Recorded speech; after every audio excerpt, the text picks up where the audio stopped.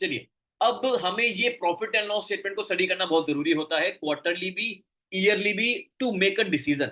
ठीक है, quarterly and yearly दोनों तरीके से हमें profit and loss statement study करनी आनी चाहिए to make a proper decision कि हमें कोई भी कंपनी को कोई भी कंपनी जो है वो अच्छी है या नहीं। ठीक है, तो जनरली ईयरली स्टडी करना बेटर रहता है, तो हम इसीलिए ईयरली पे आएंगे। सबसे पहला नंबर होता है सेल, दुकान में कितनी बिक्री हुई, उसको बोलते हैं हम सेल्स। सिंपल।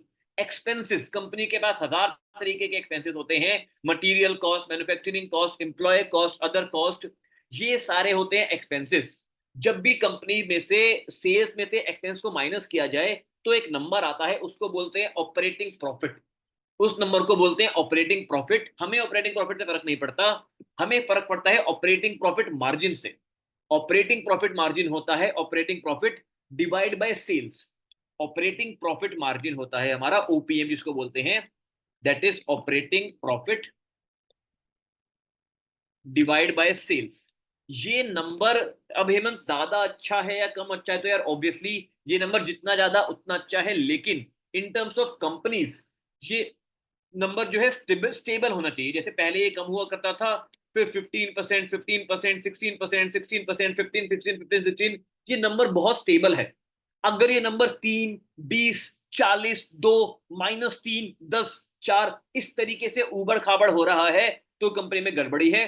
ठीक है, कंपनी के जो है प्रॉफिटेबिलिटी स्टेबल नहीं है, उसमें हम काम नहीं करेंगे। बट अगर ये नंबर स्टेबल है तो मतलब सब चीज सही है।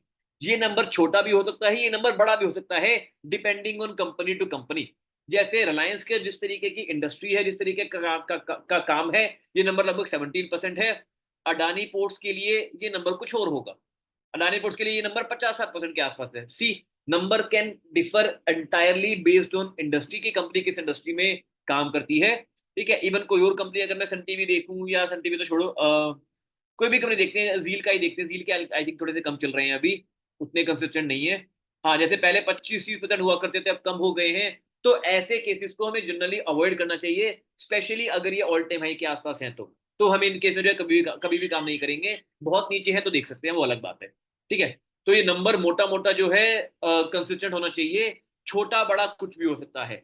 जैसे राजेश एक्सपोर्ट्स के केस में आप देखोगे, ऑपरेटिंग प्रॉफिट मार्जिन है, ओहो हो 0%। वेल, ये जीरो नहीं है, नंबर बहुत ही छोटा है। ये नंबर अगर 1% से कम होता है ना तो ये जीरो मार्क कर देते हैं, वरना नंबर 0.8, 0.9% होगा। अब आप बोलोगे सर राजेश एक्सपोर्ट्स कितनी घटिया कंपनी है, देखो ना, 0% ऑपरेटिंग प्रॉफिट मार्जिन पे कंपनी ऑपरेट कर रही है।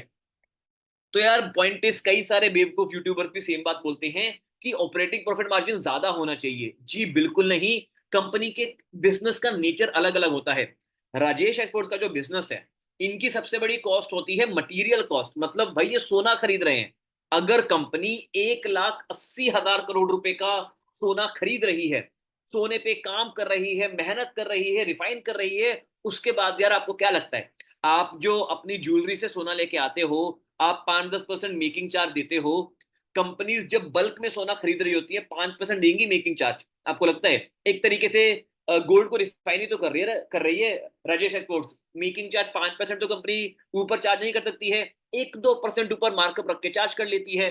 तो अगर 1,80,000 करोड़ रुपए का राजेश एक्सपोर्ट ने सोना खरीदा, तो उसके ऊपर 1-2% का मार्कअप रख के कंपनी अपना प्रॉफिट निकालने की कोशिश करती है। उसी में इंप्लॉय कॉस्ट, दिस दैट सब कुछ कंपनी निकाल लेती है। तो यार ये number again, operating profit margin consistent होना चाहिए, छोटे बड़े से फर्क नहीं पड़ता, छोटा बड़ा can vary from industry to industry.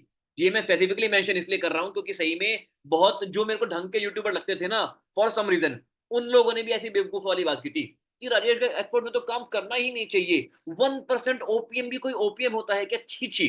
तो यार उन लोगों को मतलब बिजनेस की अंडरस्टैंडिंग नहीं है, इसीलिए लोग ऐसी बातें करते हैं। अब जैसे एक कंपनी और देखो आप, H D F C AMC का operating profit margin relatively decent रहता है। मैं एक बार देख लेता हूँ, मेरे को याद नहीं है क्या रहता है, फिर मैं कोई नंबर बोल दूं और उसके अलावा कुछ और निकले।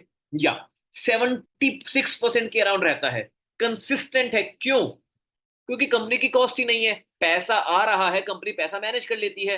कंपनी के पास आप यहाँ पे देखेंगे 78% का ऑपरेटिंग प्रॉफिट मार्जिन कैसे है, क्योंकि कंपनी के पास सिस्टम, 4 कंप्यूटर रख के मैं 1,00,000 करोड़ रुपए मैनेज कर सकता हूँ।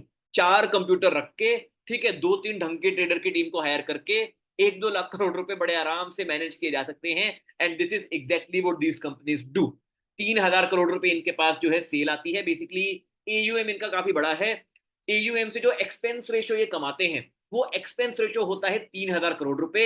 एम्प्लॉय की कॉस्ट पे करने के बाद, सर्वर कॉस्ट पे करने के बाद, क्या कहते हैं उसको, सिस्टम कॉस्ट, प्लांट, जो भी इनके ऑफिस होंगे, वो सारी कॉस्ट पे करने के बाद भी 70 to 80% का ऑपरेटिंग प्रॉफिट मार्जिन बचा लेते हैं ये।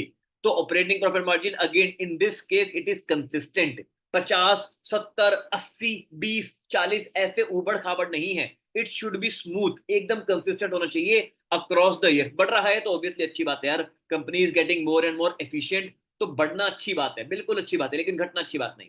ठीक है, तो ऑपरेटिंग प्रॉफिट मार्जिन चाहे कम हो चाहे ज्यादा हो, स्टेबल होना चाहिए, स्टेबल होना चाहिए। ठीक है, मैं बार बार बोल रहा हूँ कि लोग ये गलती करते हैं, प्लीज मत करना। इसके अलावा ठीक है, ये हमारी हो जाती है एक income. Now one question is coming, sir what is TTM? TTM होता है ट्रेलिंग 12 मंथ। टीटीएम की फुल फॉर्म है ट्रेलिंग 12 मंथ, मतलब ये जो भी नंबर आपको दिख रहे हैं ना, ये रीसेंट 4 क्वार्टर के नंबर हैं, रीसेंट 12 महीने के नंबर हैं।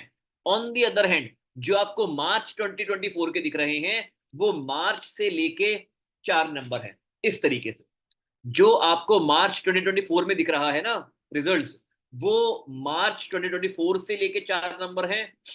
टीटीएम जो है ट्रेलिंग 12 मंथ, वो रीसेंट 12 महीने, ट्रेलिंग ट्रेलिंग मतलब पिछले 12 महीनों का ट्रेलिंग समेशन है, ट्रेलिंग 12 मंथ के समेशन नंबर्स हैं। तो पिछले 12 महीने की सेल्स है ये, ऑपरेटिंग एक्सपेंसेस हैं ये, इसके अलावा ऑपरेटिंग प्रॉफिट बचता है इतना, मार्जिन आ जाता है इतना, फिर अदर इनकम। अदर इनकम भी यार अगर एक्सेप्शनल आई है, एक बार कहीं से बहुत ज्यादा आ गई है, तो होता क्या है यार, जब भी अदर इनकम बहुत बढ़ जाती है ना, एज द नेम सजेस्ट, मैं आपको एग्जांपल से समझा देता हूं। अगर मान लीजिए कंपनी का जो मार्केट कैप है 1200, कंपनी जो है 20% मान लो बड़ी है, यहां से एग्जांपल के लिए 20% राइज हुई है। जो कंपनी का मार्केट कैप 12,000 करोड़ रुपए हुआ करता था, मैं कैलकुलेशन को सिंपल रख रहा हूँ यार, ये मत बोलना सर 12 का 20% 14 नहीं होता है, लेकिन मैं 14 ही लिखूंगा। ठीक है, तो कंपनी का मार्केट कैप अगर 14,000 करोड़ रुपए हो गया है, and one time net profit, extra income, other income, company की 1,000 करोड़ रुपए आ गई प्रॉफिट, कहीं से 1,000 करोड़ रुपए वन टाइम एक बारी को आ गए, तो कंपनी का रीसेंट प्रॉफिट कितना शो करेगा? लगभग 1,300 करोड़ रुपए। आप तो बोल दोगे सर जी मजा आ गया, सर जी क्या कंपनी ढूंढ के लाए हो, सर जी देखो तो सही, सर जी इस कंपनी की पी रेशियो केवल 11 है, मजा ही आ गया, देखो 14,000 crore divide by 1,300 crore is equal to 11 की पी रेशियो। तो यार ये गलती मत करना। ये अदर इनकम अगर हर साल आ रही है सेम, तो ठीक है। अगर एक बार वन टाइम आई है कोई number, we can simply ignore that. Is it clear? अगर वन टाइम आई है तो we can simply ignore this other income वाला नंबर। ठीक है, तो या